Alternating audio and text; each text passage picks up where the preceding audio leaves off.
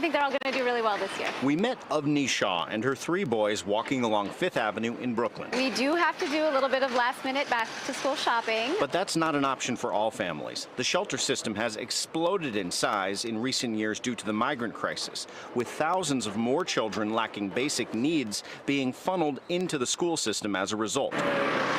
One elementary school teacher at PS 124 in Gowanus, which is right next to a shelter, posted a plea on the community site next door for supplies for her many students living in shelter. The city doing enough? The reality is everyone needs to chip in. Hats off to that individual who posted what they're doing, and hats off to those principals.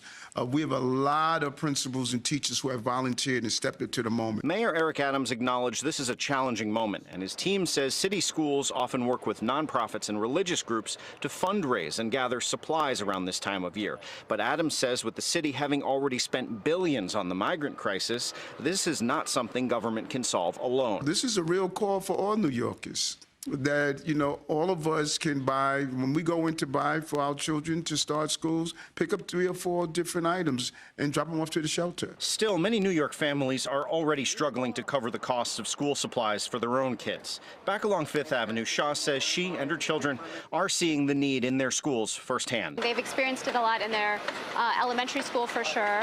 I think, more support for the migrant kids would be terrific. I know they're going through a tough time.